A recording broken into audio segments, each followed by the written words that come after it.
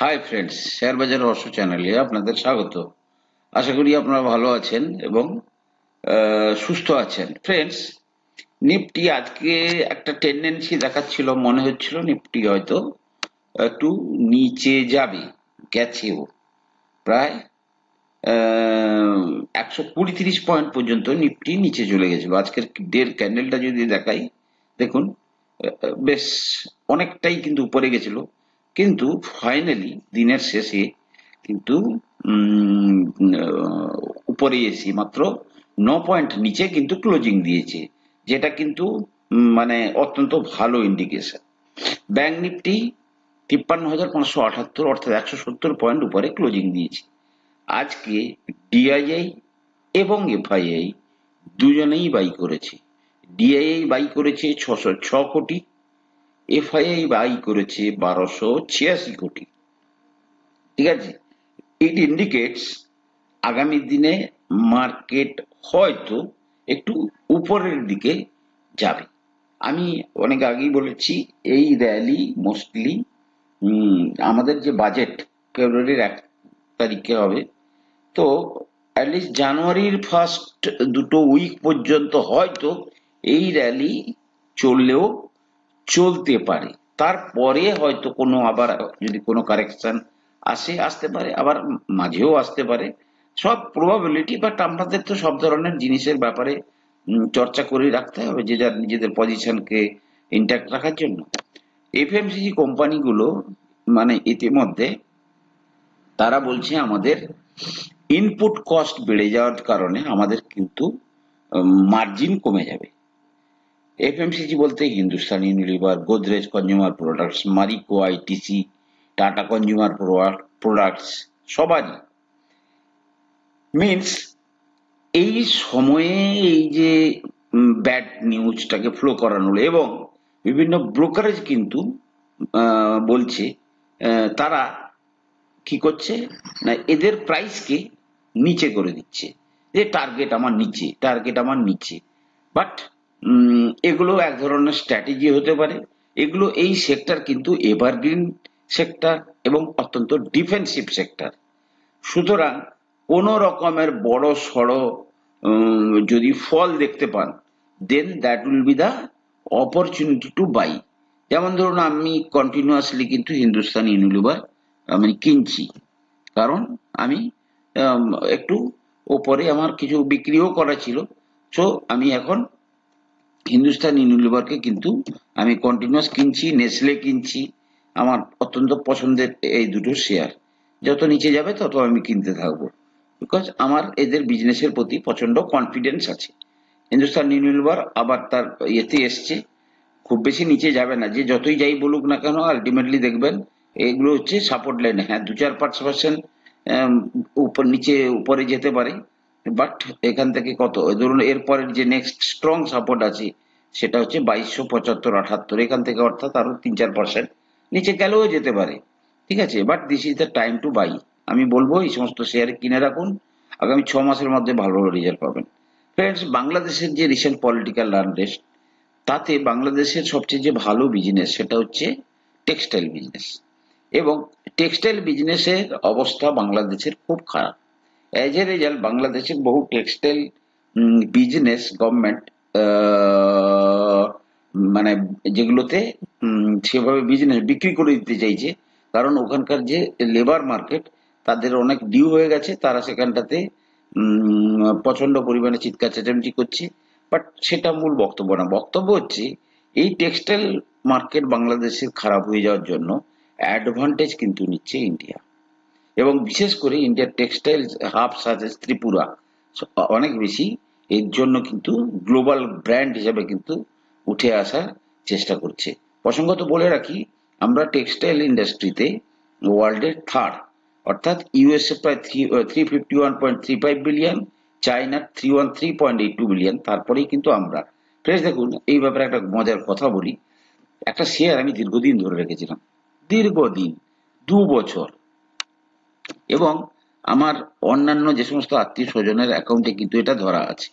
ঠিক আছে, এবারে আমি অতি চালাক, তো আমি অতি চালাক বলতে আমি দেখলাম যে 1.5-2 বছর ধরে চলছে না, আর তেমন ভাবে টেক্সটাইল সেক্টরের কিছু কিছু আসবে না। উম, তো এই যে লেভেলটা দেখতে পাচ্ছেন, এই লেভেলটাতে আমি কিন্তু এই শেয়ার কিন্তু বিক্রি করে দিই, যে এই যখন লাস্ট এই এই জায়গাটাতে বিক্রি করেছি, মানে এই জুনের দিকে বিক্রি করেছি, যে এই লেভেল আর ব্রেক করতে পারছে না। সো আলটিমেটলি আমি কিন্তু একদম পুরো ব্রেক ইভেনেই বেরিয়েছি আর কি। তারপরে দেখুন ফ্রেন্ডস, এই শেয়ার 15 তার যে 10 বছর আগেকার যে হাই, কাইটেক্স গার্মেন্ট পেরিয়ে নতুন হাইর দিকে চলে যাচ্ছে 800 টাকার। আমার অনেক রিলেটিভস এর অ্যাকাউন্টে কিন্তু টুকটাক যা শেয়ার ছিল সেগুলো তাদের কিন্তু পড়েই গেছে, কারণ তারা তো বিক্রি করে না। তো এই হচ্ছে অভিজ্ঞতা, মানে আপনার কোনো শেয়ার কখন যে আপনি দেখবেন যে চলতে শুরু করে দিয়েছে। সুতরাং বিজনেসের আপনাকে এক্সপেরিমেন্ট ভিত্তিতে 2-4-5টা শেয়ার হলেও যে বিজনেসটা আপনার ভালো রাখছে সেটাকে আপনি যদি ধরে রাখেন, তাহলে একটা টাইমের পরে অনেক সময় আপনি সেইখান থেকে যে রিটার্ন পাবেন, যেসব শেয়ারে আপনার লস হবে তার তুলনায় অনেক বেশি, কিন্তু কোয়ান্টিটিটা কিন্তু সবসময় কম রাখতে হবে।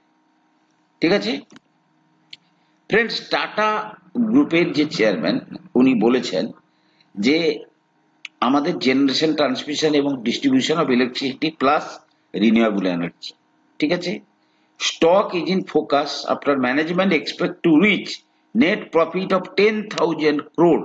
অর্থাৎ মিনস এখন টাটা পাওয়ারের নেট প্রফিট কত? টাটা পাওয়ারের নেট প্রফিট হচ্ছে, প্রফিট অ্যান্ড লস, 4,400 কোটি, যেটা এক্সপেক্ট করা হচ্ছে। সুতরাং ম্যানেজমেন্ট বলছে আমরা বাই 2030 এই 4,400 কোটির প্রফিটটাকে আমরা করে ফেলবো 10,000 কোটির ওপর। মিনস তারা কিন্তু তাদের ভিউ ক্লিয়ার করছে। সুতরাং যারা এখনো পর্যন্ত টাটা পাওয়ারে পজিশন নেননি, দেখুন এটা একটা ভিউ, এর চেয়ে বেটার হতে পারে আবার খারাপ হতে পারে, কিন্তু আমার চোখে টাটা পাওয়ারের পারফরমেন্স এর চেয়েও ভালো হওয়া উচিত, কারণ তাদের অন্যান্য ভার্টিক্যাল যেগুলো আছে, বিশেষ করে রিনিউয়েবল সেক্টর বা চার্জিং সেন্টার, যেটা সারা ভারতবর্ষ জুড়ে তারা লেআউট করছে, প্রায় 1.5 লক্ষ চার্জিং সেন্টার বানাচ্ছে। সুতরাং আমার চোখে টাটা পাওয়ার অত্যন্ত লুক্রেটিভ একটা জায়গায় আছে এই সমস্ত জায়গা থেকে অনেক উপরে যাওয়ার জন্য। ফ্রেন্ডস, রিসেন্টলি একটা কোম্পানিতে অত্যন্ত মানে কন্ট্রোভার্সি চলেছিল, সেটা হচ্ছে কোন company? Map my India, or যাকে আমরা শেয়ার বাজারে সিই ইনফো সিস্টেম বলে পরিচিত। Basically map my India B2B বিজনেসে ইনভলভ, কিন্তু কোম্পানির যিনি মানে সিইও বা মালিক, সে হঠাৎ করে একটা B2C কোম্পানি খোলে, এবং B2C কোম্পানি খুলে ম্যাপ মাই ইন্ডিয়ার সেই কোম্পানিতে 10 কোটি টাকা 10% পর্যন্ত হিস্সেদারি দেয়।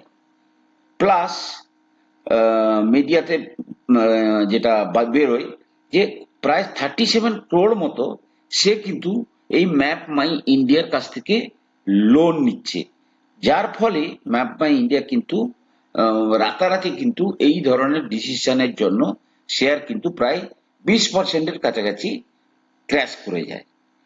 বাট ফাইনালি কিন্তু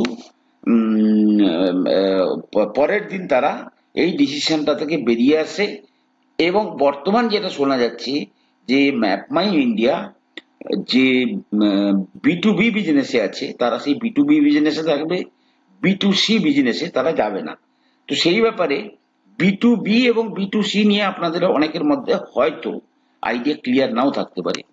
B2B means provide services or products to other business, means একটা বিজনেস হাউস আর একটা বিজনেস হাউসকে বিজনেস মানে প্রোডাক্ট সেল করছে। যেমন ধরুন Microsoft sell software to other business.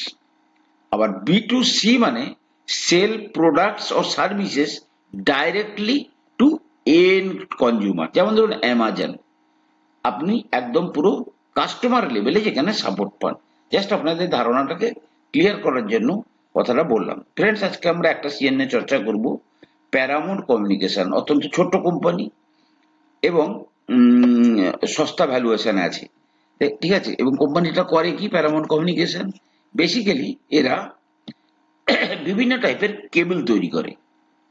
LT and HT power cable, LT and HT aerial branch cable, control cables, এবং যে কেবলগুলো ইন জেনারেলি টেলিফোন সেক্টরেও লাগে, রেলওয়ে সেক্টরেও লাগে। তো এই কোম্পানি এবং তার যে পারফরম্যান্স যদি দেখা যায়, কোম্পানি কোয়ার্টার অন কোয়ার্টার ভিত্তিতে তাদের টপ লাইন গ্রোথ সেলস এর যেটা সেটা কিন্তু ভালোভাবে মানে বৃদ্ধি পাচ্ছে, এবং বটম লাইনটা কিন্তু কিছুটা স্ট্যাগন্যান্ট হয়েছে because of the margin related issue. যাই হোক, প্রতি কোয়ার্টারে কিন্তু তারা 25 কোটি, 20 কোটি, কখনো 29 কোটি এই হারে কিন্তু প্রফিট করছে। এবং ইয়ারলি যদি দেখা যায় তাহলে কিন্তু তারা দেখুন 48 কোটি, পরের বারে 86 কোটি, পরের বারে 97, এবং সেলসও বাড়ছে। কোম্পানিটা কিন্তু যদি চার্ট দেখাই তাহলে চার্টে কিন্তু কোম্পানিটা একটা মানে নতুন করে আপ মুভ দেওয়ার চেষ্টা করছে। এবং যদি শেয়ারটা প্যারামাউন্ট কমিউনিকেশন, যদি কোম্পানির এই চার্টটা দেখেন তাহলে দেখবেন চার্টে এই দেখুন একটা মুভমেন্ট শুরু হচ্ছে শেয়ারটার মধ্যে। সেটা হচ্ছে কিরকম, আমি যদি একটু উইকলি মুভমেন্টটাকে ধরার চেষ্টা করি, ঠিক আছে, উইকলি ক্যান্ডেলটাকে নেবো আমি, যাতে আপনারা বেটার ভাবে বুঝতে পারবেন। দেখুন দীর্ঘদিন ধরে কিন্তু শেয়ারটা এই লেভেলটাতে কিন্তু সাপোর্ট নিয়ে উপরে যাচ্ছে। এই লাইনটা যদি ক্রস করে, অর্থাৎ এই যে ট্রেন্ড লাইনটা, এটাকে যদি সে ভাঙতে পারে, কিন্তু শেয়ার আগামী দিনে কিন্তু অনেক বেটার পারফর্ম করবে বলে আমার অনুমান। আর কোম্পানিটা ছোট কোম্পানি, তাই ধরুন মাত্র 2522 কোটির কোম্পানি, এবং পিইটাও কিন্তু অত্যন্ত লজিক্যাল, 26-এর পিইতে ট্রেড করছে। সুতরাং এই কোম্পানিটা আপনারা মাথায় রাখতে পারেন for long term point of ভিউতে। এই কোম্পানিটা কিন্তু আপনাদের অনেক বেটার রিটার্ন দিতে পারে বলে আমার অনুমান। ফ্রেন্ডস, আমি কোনো সেবি রেজিস্টার্ড অ্যানালিস্ট নই। কোনো শেয়ারে কেনা বা বিক্রির আগে আপনারা কিন্তু আপনার ফাইন্যান্সিয়াল অ্যাডভাইসারের পরামর্শ নিয়ে কিন্তু শেয়ারে কেনা বা বিক্রির সিদ্ধান্ত নেবেন। ভালো থাকুন, সুস্থ থাকুন, কথা হবে পরের এপিসোডে।